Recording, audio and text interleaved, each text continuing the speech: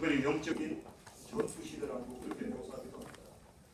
자녀를 위해서 더욱더 끼어서 기도하는 부모님들이 됐으면 좋겠습니다. 특별히 오늘 두 번째는요, 우리가 자녀의 교육에 있어서 자녀와의 관계에 있어서 구체적인 방법에 대해서 우리가 오늘 말씀 나눌 겁니다. 특별히 우리가 자녀와의 관계에 있어서 세 가지 교육 방법에 대해서 성경에 기록되어 있습니다. 우리 한번 어머니가 이 부분을 같이 한번 읽도록 하겠습니다. 같이 읽습니다. 시작. 어머니가 자녀에게 줄 수 있는 세 가지 소원은 무조건적인 사랑의 강조와 훈육의 매초리 그리고 생명의 떡 하나님의 말씀입니다. 이제 우리가 지난주에 있어서 좀 더 구체적인 실천 방법입니다.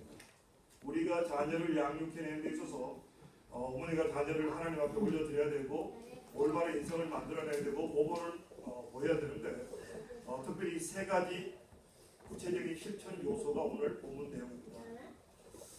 자녀에게 줄 수 있는 세 가지 선물이 무조건적인 사랑의 담요다라는 거죠. 이 무조건적인 사랑, 이것이 가장 베이스가 돼야 된다.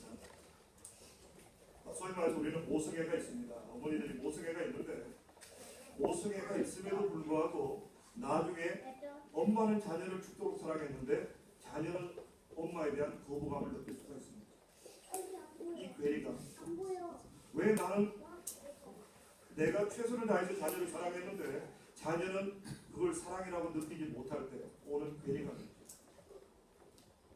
왜 특별히 어머니들은 이 조건 없는 사랑, 무조건적인 사랑, 이 모성애가 있음에도 불구하고 특별히 보면 한 세 가지 장애물이 있다.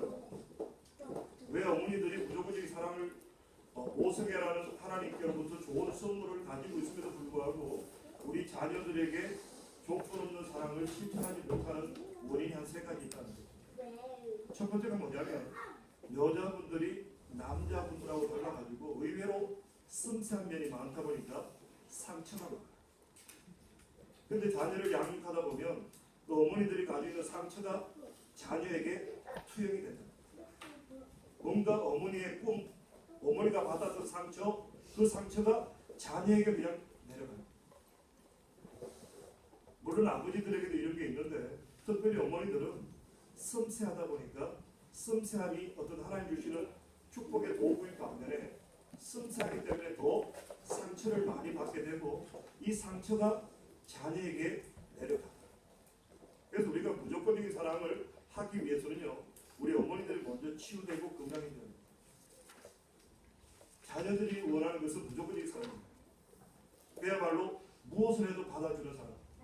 그런데 어머니들은 어떤 자기에게 있는 상처를 투영시켜서 자녀에게 그 사랑이 됩니다. 애기를 키우다 보면 그런 게 있죠. 어머니들이 뭔가 스트레스를 많이 받거나 이러면 애들이 꼭 푸른 똥을 싸요. 애기들이 그 영향을 받을 수밖에 없는 거예요. 신체적인 뿐만 아니라 어머니의 어떤 정신세계에 대한 상처 또한 자녀에게 내려갑니다. 그래서 어머니가 건강해져야 됩니다. 어머니가 그리스도의 사랑으로 충만해야 됩니다. 우리가 이 사랑을 경험할 수 있는 것은요, 하나님 안에서밖에 없습니다. 우리가 이 땅을 살아가다 보면 상처 없는 사람이 없다는 거죠. 어떤 완전한 부모가 서양 사회는 우리가 영국에 와보면 굉장히 사회가 안정된 사회입니다. 그러다 보니까 비교적 어떤 건전한 사랑을 많이 전수받는 반면에 우리나라는 그렇지 못했습니다. 6.25 전쟁 끝나고 먹고 살기 힘든 시대에 부모님들이 밥만 먹여주면 됐지 뭘 호사스럽게 사랑이라는 단어가 이렇게 부모들에게 흘러오기를 기대한다는 그 자체가 어려운 시대를 우리 살았다. 그러다 보니까 알게 모르게 받은 많은 상처들, 그 상처들이 자녀에게 늘어가기 때문에 우리가 해야 될 것은 먼저 하나님의 은혜 가운데 와서 우리의 하나님 말씀으로 우리가 치유받는 그 시간이 필요합니다. 우리가 주님 앞에 우리의 상처를 다 토설하고 주님께서 우리의 마음을 치료해 주시고 그리고 때때로 우리 어머니나 우리 부모님들이 나에게 준 상처조차도 하나님 우리 부모님을 불쌍히 해주시옵소서.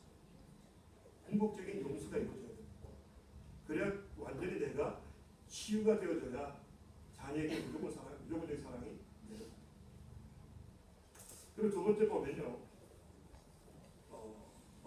어머니들의 어머니도 한 인간이기 때문에 본성이 있어요.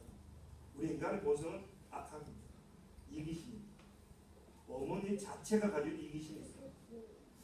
부모로부터 내려오고 상처받은 걸 제외하고도 이미 우리 스스로가 가지고 있는 인간이기 때문에 가지고 있는 어떤 이기심, 어떤 자녀와 경쟁을 한다든지, 어떤 자녀들이 잘 되면 배가 아프다든지, 어떻게 그런 일이 있을 수 있냐? 있을 수 있어. 경쟁 상대가 될 수 있을까? 그래서 엄마는 그게 좀 낫죠. 철없는 아빠들은 꼭 애들하고 싸우죠. 누가 아들인지 누가 남편인지 구별 안 될 정도로. 왜냐, 이기심이 있기 때문에. 우리 인간이 갑자기 이기심이 있어요. 우리가 진짜 어떤 하나님을 만남을 통해서 내가 변화되지 않으면 결국 내 속에 있는 악함이 자녀에게도 그대로 내려갑니다. 내게 있는 어떤 악한 어떤 이기적인 어떤 모습들이 자녀에게 그대로 투영이 됩니다. 자녀를 키우다 보면 이게 참 무서워. 어떻게 제가 나를 봤고 제가 똑같은 일을 반복 따라하고 있는 모습을 보면 깜짝깜짝 놀라요. 우리 자녀들은 우리 부모님들을 유심히 보고 있다. 어떤 새로운 일을 할 때 보면요, 이 군대 가면 군대 조직이 그렇습니다. 총을 쏠 줄도 모르고 포를 쏠 줄도 모르는 사람이 군대 가면 어떻게 포를 쏘고 총을 쏘게 되느냐? 훈련소에서 배우게 되고요. 그리고 자대 가면 사수 조수가 있어요. 사수가 가르쳐 줍니다. 그럼 조수가 배웁니다. 그렇게 해서 이 문화가 전수됩니다. 결국 우리 자녀들이 인생을 살아가면서 있어서 모델은 누구냐? 결국 부모님이 모델.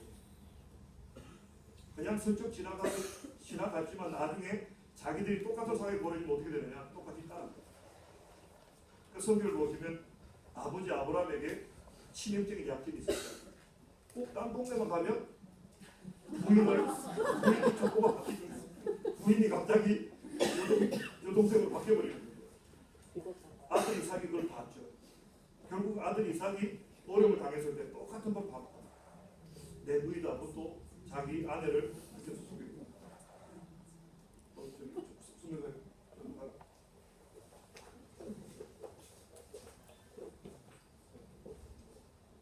그리고 우리가 세 번째 보면요, 결국 어떤 우리 부모님들이 어떤 범하기 쉬운 잘못 가운데 하나가 뭔가 잘하면 칭찬하고 못하면 마구라는. 그러니까 부모님이 원하는 수준이 있다는 거죠. 내 수준을 가지고 자녀를 평가하는 그게 있는 거예요. 그러니까 자녀들이 좀 이렇게 좋은 성적을 가져와야 칭찬해주고 사랑해주고, 나쁜 성적을 가져왔을 때 미워하고 보기 싫어하고. 가끔 뭐 드라마나 영화 보면 나오죠. 자녀가 여러 명인데 보면 부지가 똑똑한 애가 하나 있고 또 약간 사문뭉치애가 있죠. 그럼 결국 그 엄마가 보면 결국 꼭 보면 이쁜 애를 사랑한다. 이것이 결국 자녀에게 문제를 일으킵니다. 결국은 우리 부모들에게 이런 어떤 잘못된, 내가 너를 사랑한다고 하지만 이런 어떤 걸림돌이 있어서 무조건적인 사랑이 내려가지 않습니다. 그리고 우리 자녀들이 원하는 것은 나를 있는 그대로 받아주는, 나를 그대로 내 모습 이대로를 이쁘다고 무조건 받아주는 그 부모가 필요하다. 그러지 못하면 결국 자녀가 건강하게 자라는 거예요. 그래서 부모들이 첫 번째 해야 될 일은 뭐냐? 무조건 사랑한다. 왜? 내 자녀이기 때문에.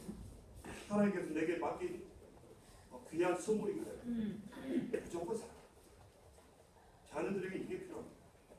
인간의 어떤 가장 밑에 기초적인 어떤 베이스 속에는 내가 사랑받는 존재라, 내 모습 이대로를 사랑하는 누군가가 있다는 이 기억이 들어가야 우리 인간의 삶이 정상적으로 풀려요. 그런데 이 어떤 무조건적인 사랑을 경험하지 못한 사람들은 결국 어떤 사회에 대해서, 인간관계에 있어서 불편한 관계가 시작돼요.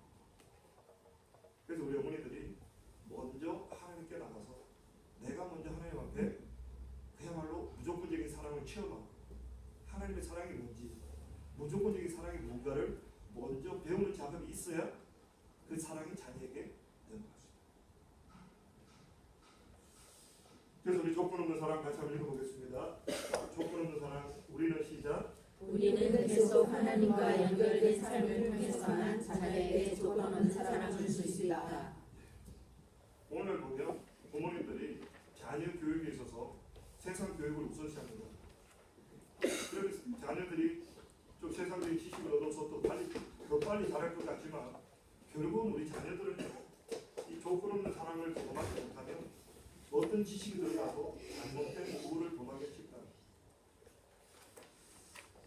네, 교재를 통해서 매일매일 공부를 좀 하시기 바라고요. 두 번째 한번 보겠습니다. 자, 두 번째 무조건적인 사랑, 같이 읽겠습니다. 시작. 무조건적인 사랑이 자녀에게 주어질 때 그 아이는 훈육하고 가르쳤습니다. 우리 훈육자 읽으면 같이 읽겠습니다. 시작. 훈육을 받은 자녀는 부모의 기쁨이고 자녀의 인생에 세우신 하나님의 계획을 기꺼이 따른다. 자녀에게는 훈육이 필요하다. 왜요?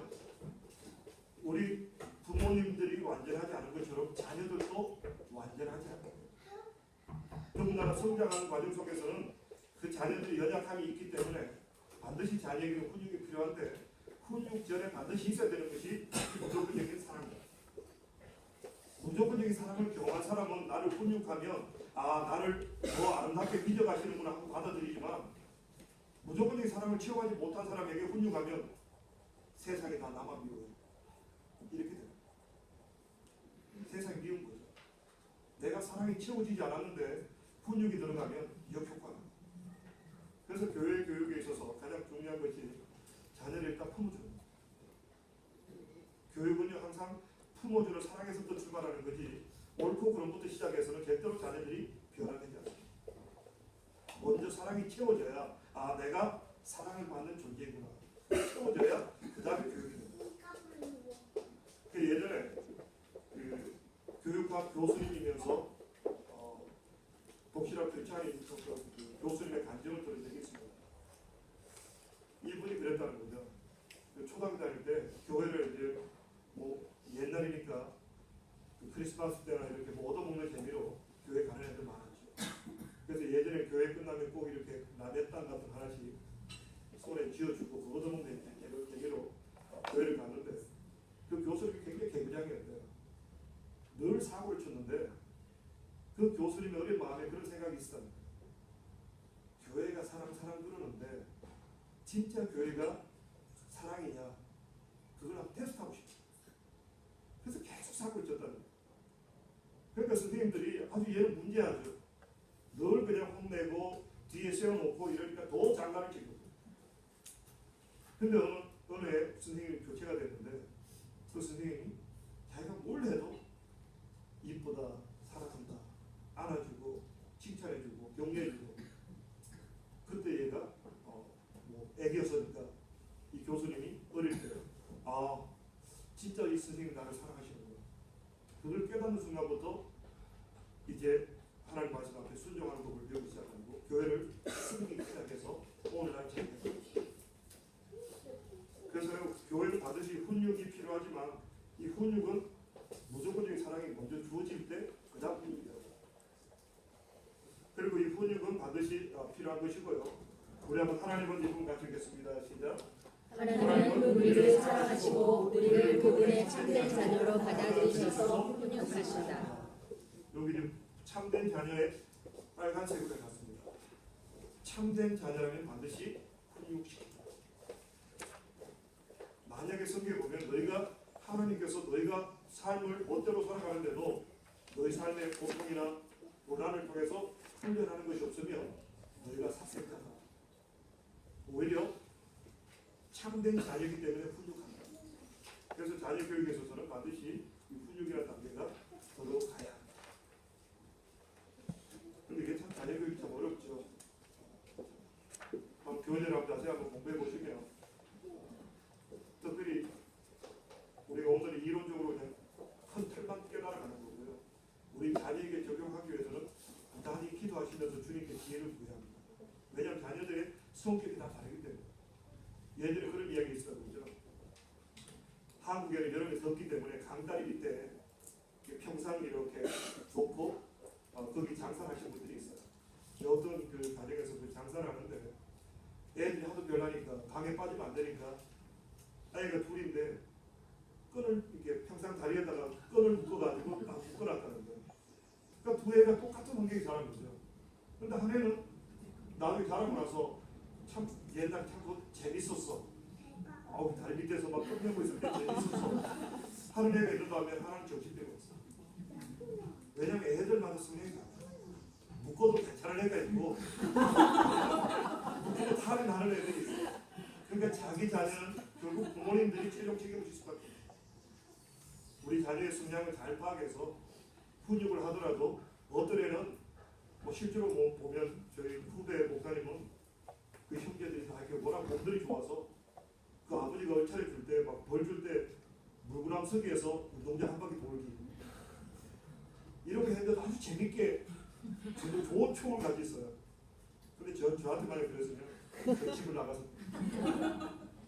그러니까 자녀에게 맞는 훈육이 필요하다. 여기에 대해서 우리가 좀 더 고민하고 지혜를 구할 필요가 있다. 자, 이제 어머니 임무입니다. 우리 5가지 한번 순서대로 한번 천천히 한번 같이 읽도록 하겠습니다. 시작. 규칙을 알려주기, 말로써 잘못을 하여기, 가볍게 체벌하기, 잘못을 시인하면 용서하기, 잘못을 교정하기. 이렇게 5가지 순서의 과정을 거쳐서 자녀에게 교육이 되어져야 한다. 이 훈육이라는 것이 처음부터 이제 이놈하고 내부터 넣어서 시작해서는 안 된다는 거예요.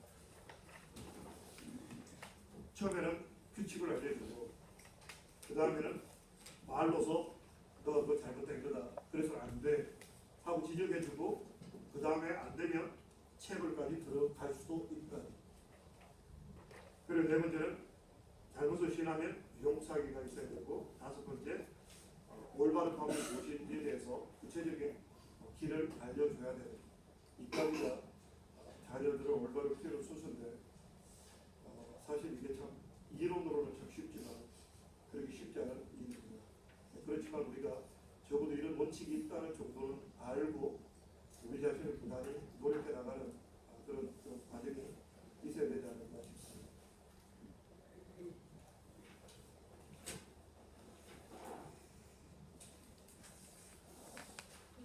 특별히 이제 우리가 그 앞에 이제 지적하고 가르치고 또 체벌하는 단계를 넘어서서 4번째 단계에 들어갔을 때 이 용서의 단계에 있어서 사실 이 부분이 참 좀 우리 어머니들의 맹점이 있는 것 같아요. 우리 한번 같이 한번 잘못을 했을 우리는 어떻게 해야 하는가? 우리 한번 당신이 같이 한번 읽겠습니다.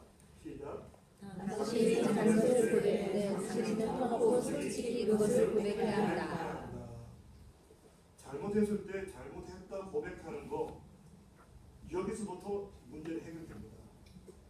근데 보면 실제로 제가 이렇게 많은 분들 만나보면 어떤 분은요 어른이 되어서도요 분명히 잘못했고 그분의 행동이나 표정을 보면 잘못했다는 걸 분명히 보여주시면서도 입으로 잘못했다는 말을 절대로 안 하십니다.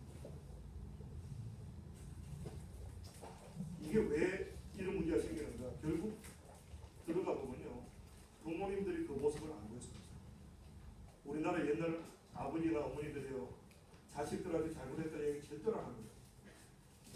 그러다 보니까 잘못했다는 말을 하면 굉장히 위신이 깎인다고 생각되고요. 뭔가 자기에게 어떤 불이익이 올 것을 두려워해서 잘못했다는 말을 안 합니다.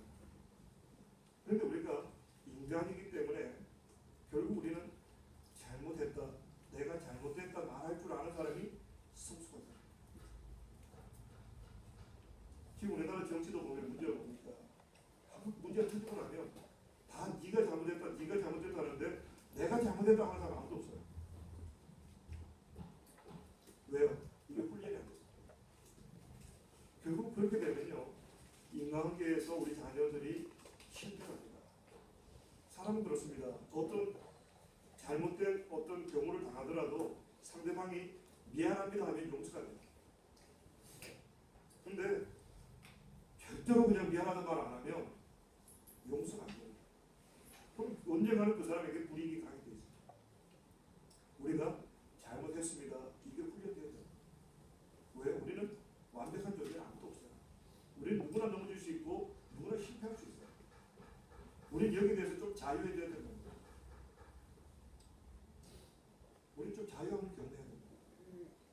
우리는 너무 억압된 삶을 살아가요. 절대로 잘못했다는 말하면 절대로 안 돼요. 근데 하나님의 사람들은요, 이 잘못했습니다는 말을 잘 해야 됩니다. 왜 잘해야 되느냐? 하나님께서 우리 죄를 용서하실 때 용서하지 않는 죄가 딱 하나 있어요. 무슨 죄를 보면 용서하시는데 용서하지 않는 죄는 뭐냐? 자백하지 않는 죄. 우리가 만약 우리 입으로 우리 죄를 자백하면 저는 미쁘시고 의로우사 우리를 용서하실 것이요 깨끗하실 것이요. 근데 우리가 자백하지 않으면 하나님께서도 용서하지 않아요. 하나님은요, 우리 입술로 나오는 고백을 보여요.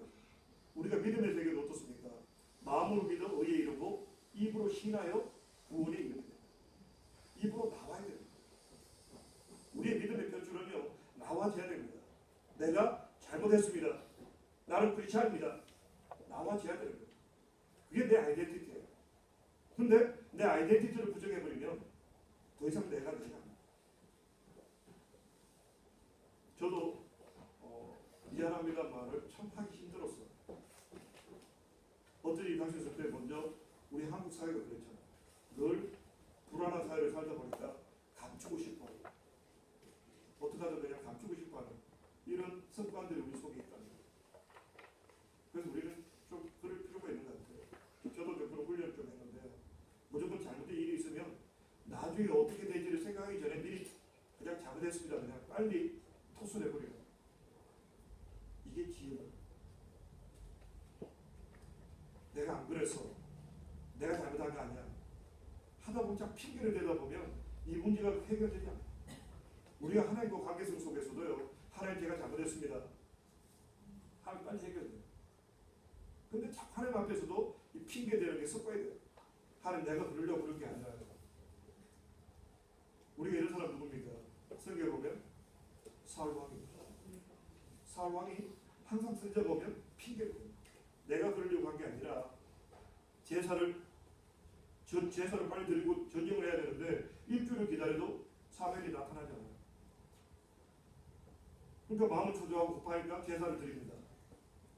꼭 그러죠. 영화나 드라마처럼 꼭 제사 드리고 나면 딱 나타나죠. 그 사무엘이 나타나서 당신 왜 이러셨습니까? 내가 원래 그러려고 한 게 아니라 와서 적들을 쳐들어오죠. 조금만 더 있었으면 얘들이 국민들이 부채때가 됐을 거예요. 항상 핑계예요. 아론은 어떠합니까? 아론이 와서 왜 금송아지를 만들었습니까? 아론이 굉장히 똑똑한 사람이에요. 말도 잘하죠. 근데 사람이 실수하고 죄를 짓고 급해지면 어떡합니까? 글쎄 검을 모아서 던졌더니 금송아지가 펑 하고 나왔습니다. 황당한 이야기라는 거예요. 이 거짓말 하다 보면요 자꾸 이렇게 실수를 하고 어떤 더 큰 문제를 만듭니다. 그래서 우리가 38년 된 베데스다 연못에 있는 그 병자 예수님께서 너 뭐 하길 원하냐? 연못에 내가 들어가야 되는데 나를 갖다 주는 사람도 없고 나보다 또 옆에 놈들이 먼저 들어가는 바람에 내가 지금 이곳에 가고 있습니다. 늘 핑계대요. 늘 누구 탓이고 하나님 이런 모습 기뻐하십니다. 하나님이 원하시는 모습은 뭘까요? 내 탓입니다. 내가 잘못했습니다. 이게 훈련되죠. 이 사람이 건강한 사람. 내 잘못을 빨리 신할 줄 알아서 내가 잘못했을 때 잘못했다는 줄 알아서 이게 건강한 사람. 왜? 우리는 원래 실수하는 사람들이에요. 하나님도 우리가 늘 실수하는 존재인 줄 알아요. 하나님이 아시는데 굳이 내가 아닌 것처럼 자꾸 이렇게 핑계대는 모습 이게 건강하지 못합니다. 그래서 우리가 먼저 자녀들이 보고 있습니다. 자녀들이요 부모님들이 잘못했을 때 내가 약속을 못 지켜서 미안하다. 내가 해주려 했는데 미안하다. 그럼 자녀들도 보고 건강해집니다. 근데 너네들이 약속 지켜야 돼 해놓고는 엄마 아빠는 그럴 수 있어. 엄마 아빠니까 그냥 그러면 그럴 줄 알아. 애들이 뭘 그렇게 하면 그렇구나. 약속은 안 지켜도 되는구나. 그리고 굳이 알소리라는 말을 할 필요가 없구나. 그럼 결국 자녀들의 어떤 인생에 있어서 꼬이는 인생입니다. 우리 인생은 보면요 큰 사건 때문에 변화되는 경우는 별로 없습니다. 아주 작은 것 이것이 결국은 나중에 큰 사건을 일으킵니다. 이게 인생의 기본기입니다. 인생의 기본기를 잘 심어놓으면 미안합니다.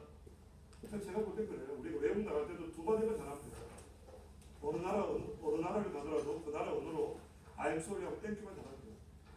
그럼 대충 딱딱하고 먹고 살아. 우리 신앙생활도 보면 결국 I'm sorry하고 땡큐를 잘하고 하나님 땡큐, 하나님 I'm sorry 이거만 잘하고 이게 신앙의 기본기예요. 이거 없이 자꾸 자기를 감추고 자기를 핑계대고 또 남 탓을 하고 불평하고 원망하면 결국 이 세상은 뭐. 그래서 우리 자녀들에게 어떤 이런 문제들 그리고 우리 한번 자녀하고 같이 읽겠습니다. 시작. 자녀가 그의 죄를 지시하면 하나님이 당신의 죄를 용서해 주신 것처럼 당신도 자녀를 완전히 용서해 줘야 한다. 꼭 여자분들은 1절로 끝나야 되는데 뭐 2절, 3절 막 마침표 막 이게 항상 문제예요. 거기서 끝나면 되는데 그럼 자녀가 깊이 반성하고 네 잘하겠습니다 하는데 또 1년 전에 뭐 2년 전에 막 시작하면 남자들이 미치는 거예요. 남자들이 제일 싫어하는 분들이 나는 과거에 너가 한 짓을 알고 있다. 이런 남자는 미칠 거예요. 그리고 잘못에 합당한 처벌을 하라 하는 것입니다. 우리가 교훈을 보시면 나옵니다. 애들 잘못을 보면서 때 합당한 벌칙을 내림을 통해서 반드시 죄는 벌이 따라간다는 것을 애들에게 인식시키는 것도 굉장히 중요하다는 것입니다. 자, 우리 다섯 날 보겠습니다. 자녀를 훈육하는 후에 우리 같이 한번 읽겠습니다. 시작. 자녀를 훈육한 후에 그들에게 좋은 선물을 생명에 넣어라. 이것은 하나님의 말씀과 그들을 통해 얻는 예수님의 생명을 말한다. 결국 신앙은요 이때 들어가는 겁니다. 신앙이 기초가 안 되어 있으면 인생의 기초가 그래서 목회자들이 가장 많이 듣는 이야기가 하나 그겁니다. 목회자가 되기 전에 먼저 인간이 되라. 결국 인간으로서 기본적인 소양을 갖추기 위해서는요 무조건적인 사랑 그리고 옳고 그름에 대한 올바른 훈육 이게 기초가 되고 나서 이 위에 말씀이 들어가요. 그래야 이 말씀이 아름답게 뿌리 내리고 아름답게 들어가요. 그래서 옥스퍼드나 캠브리지나 하버드 대학이 보면 다 기독교 학교를 시작합니다. 그리고 옥스퍼드나 캠브리지 보면 졸업할 때 보면 이 옷들이 졸업 복장들이 참 멋있어요. 그 칼라들이 있는데 가장 좋은 게 희락거든요. 왜냐하면 제일 먼저 생겼기 때문에 제일 좋은 걸 먼저 차지하고 있죠. 그런데 거기는 또 의미가 있습니다. 모든 학문의 꽃은 신앙입니다.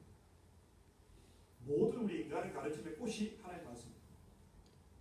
그래서 우리가 이 하나님의 말씀을 배운다는 것은요 굉장히 고상한 거예요. 그래서 내가 사도 바울이 내가 지금까지 알고 있는 모든 지식을 내가 노폐물처럼 여깁니다. 왜냐하면 내가 예수 그리스도를 아는 지식이 가장 고상한 거예요. 예수 그리스도를 아는 지식이 가장 고상한 거예요. 그야말로 하나님의 말씀과 그 기도하는 법 그리고 하나님과 교통하는 법을 배우는 것 이것이 인간이 누릴 수 있는 최고의 것입니다. 그런데 그것이 되기 위해서는요 먼저 예수님이 씨 뿌린 비유를 하시죠. 이 마음의 돌덩이들을 빼내라. 이 미움이라든가 그 상처라든가 이런 돌덩이가 있으면 이 말씀이 뿌리를 못 내립니다. 그 다음 또 세상의 지나친 걱정과 어떤 세상 유혹에 넘어가는 것들 이런 것들 때문에 열매를 맺지 못하지만 말씀이 제대로 우리의 어떤 상처가 치유가 되고 또 우리가 제대로 옳고 그름을 분별할 줄 알고 그런 어떤 기본적인 상식선 위에 이 말씀이 뿌리를 내리면 그야말로 30배, 60배, 100배 결실을 거두게 됩니다. 이게 자녀 교육입니다. 그래서 자녀 교육에 있어서는 먼저 인성 교육이 중요합니다. 나중에 사회나 며느리 보실 때 착한 며느리가 있고 신앙 좋은 며느리가 있다. 누구 선택하시겠습니까?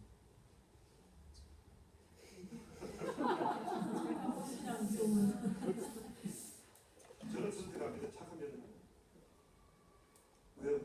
신앙 좋다는 것은요 굉장히 좀 추상적이에요. 어떤 보면 신앙이 좋다는 것이 굉장히 화려해 보이고 뭔가 된 것 같지만 분명히 보면 기본기가 없으면 그 신앙은요 여자 신앙들은 오래 가지 못합니다. 왜냐하면 아기를 생산해야 되죠. 아기 키워야 되죠. 그러다 보면 신앙이 공백기가 오면 기본기가 없으면요 신앙은 쉽게 무너집니다. 그래서 특별히 디모데서를 보시면요 가장 강조하는 게 착한 양심을 가져요. 착한 양심을 가지는 게 참 중요합니다. 인성이 더 중요하다는 거예요. 신앙에 있어서 올바른 인성이 들어가지 않으면 이상한 이단이 납니다. 항상 이단들의 특징이 뭐냐? 인성이 잘못돼서. 뭔가 이게 뭔가 정신적으로 뭔가 멘탈에 문제가 있는 사람들이 신앙에 들어가면 신앙도 이상하게 좀 왜곡돼요. 분명히 성경책에 이렇게 되어 있는데 멘탈에 문제가 있는 사람들은 성경이 딱 들어가면 성경을 이렇게 틀어버려요. 이게 이단입니다. 그래서 이단들은 교주들의 특징은 뭐냐면 그러니까 정상적인 가정에 성장이 없어요. 그러다 보니까 뭔가 좀 색다르고 뭔가 조금 사람들에게 뭔가 어필될 수 있는 뭔가 강한 매력이 있어요. 그래서 신앙을 기본적인 어떤 겸손함이라든가 순종에 대해서 배우지 못하고 신앙에 대해서 끊임없이 뭔가 새로운 것을 추구하는 것으로 신앙을 받아들이다 보면 이단에 꼬이게 됩니다. 이단에 넘어가는 분들 보세요. 신앙이 별로 안 좋은 분들은요, 이단에도 안 넘어가요. 아주 신앙 이단에 넘어간 사람들은 되게 열심히 하는 분들이 넘어갑니다. 내 열심. 막 내가 뭔가 열심히 하면 뭔가 하나님께 뭔가 보여주시리라. 그러면 넘어갑니다. 근데 실제로 신앙은 뭡니까? 내 열심보다 더 중요한 게 내가 죽는 거예요. 신앙은 내가 죽는 거예요. 내가 없어지는 거예요. 내가 없어지고 불교는 내가 없어지는 것으로 끝나요. 불교는 욕심을 없애시고 지난번에 새벽 설교 때 내가 말씀 나누니까 불교 스님들은 참 쉬운 것 같아요. 문제가 생기면 무조건 그 욕심이니까 버리려. 그런 상담 나도 하지. 욕심입니다. 버려야 됩니다. 그것도 욕심입니다. 버려야 됩니다. 뭐 다 버리면 혼자 됩니다. 근데 우리 기독교는 뭡니까? 버리라는 것은 끝난 것이 아니라 내 안에 계신 성령의 인도하심에 따라 내가 없어져야, 왜냐하면 나와 하나님 사이를 자꾸 죄가 가로막고 있는 거예요. 내 욕심이 가로막는 거예요. 이 내 욕심과 어떤 내 생각을 내려놔야 성령의 음성을 들을 수 있습니다. 그리고 성령의 음성에 따라서 한 걸음 한 걸음 살아가는 사람. 이게 그렇지 않은 삶이에요. 그래서 나를 자꾸 비우고 그분의 음성을 듣고 그분의 삶을 따라가는 거예요. 예수님도 그렇게 사셨다는 거죠. 예수님의 삶의 특징은 뭡니까? 나는 아버지께서 말씀하신 것을 너에게 전하고 아버지께서 너에게 보여주신 것을 너에게 전한다. 궁극적으로 우리의 삶의 방법은 하나님의 음성을 듣고 하나님 인도하신 날마다 말씀과 기도로 하나님의 뜻을 분별하고 그 뜻에 내가 맞춰서 순종하고 살아가는 삶. 이게 그렇죠. 근데 우리가 순종하는 게 싫어하죠. 우리 인간의 본성이 순종하기 싫어요. 그러다 보니까 내가 뭔가 하고 싶어요. 내가 뭔가 새로운 뭔가 신앙생활에 있어서도 내가 남들이 갖지 못한 뭔가를 받고 가져서 뭔가 내가 돋보여지고 싶어하는 이런 사람들이 이단에 겁니다. 신앙 내가 없어지는 거예요.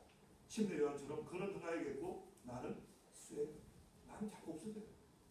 우리 자녀 교육에 있어서도 내가 뭔가 하리라 항상 문제가 생겨요. 왜? 우리 자녀는 나하고 안 똑같아요. 그들이 살아갈 삶은 다르고 하나님께서 각자마다 다른 달란트를 주셨는데 이렇게 해야 돼, 이렇게 해야 돼. 되는 없는 거예요. 궁극적으로 내가 비워지고 자꾸 주님께 올려드리고 주님께 맡겨드리고 우리 자녀를 자꾸 주님께 내맡겨. 주님 우리 자녀를 힘들게 우리 자녀를 다스려주세요. 이게 궁극적인 신앙교육의 패턴입니다. 근데 이제 자녀가 장성하기까지는 적어도 부모님들의 무조건적인 사랑과 훈육이 들어가요. 그래서 우리가 자녀를 양육할 때도 어릴 때 자녀를 양육하는 방법과 티네이저가 되었을 때와 장성했을 때 그 방법을 달리 해야 돼요. 그래서 끊임없이 부모님들이 자녀들을 관찰하고 하나님께 기도하고 또 자녀들에 대한 올바른 교육법을 연구하는 것, 이것이 부모로서 우리가 해나가야 될 일이고 특별히 교재가 보니까 굉장히 우리에게 기본적인 소스를 잘 제공하는 것 같아요. 그래서 다음 한 주 동안 열심히 말씀 교재를 중심으로 기도하시면서 연구하셔서 또 하나님께 주신 자녀들 관계성 속에서 더욱더 아름다운 천국을 태어난 모습 되시기를 간절히 바랍니다. 하나님께 기도드리겠습니다. 하나님의 좋으신 아버지 하나님, 우리에게 귀한 자녀를 맡겨주심을 감사드립니다. 참으로 우리가 하나님께서 맡겨주신 자녀를 하나님의 말씀으로 잘 양육할 수 있게 도와주시고 하나님의 말씀의 원리대로 잘 양육해서 참으로 하나님 나라를 건설하는 일에 동력자 되게 하시고 또 우리가 이 땅을 살아가는 동안 참으로 친구가 되어서 아름다운 관계를 맺어갈 수 있도록 주님 우리에게 자녀를 맡겨주신 그 사명들 잘 감당해낼 수 있는 우리 어머니들 될 수 있도록 은혜 더하여 주시옵소서. 교제 시간에도 주님께서 귀한 은혜로 함께해 주시옵소서. 예수님 이름으로 기도합니다. 아멘. 우리 아이에게 한번 기도하겠습니다.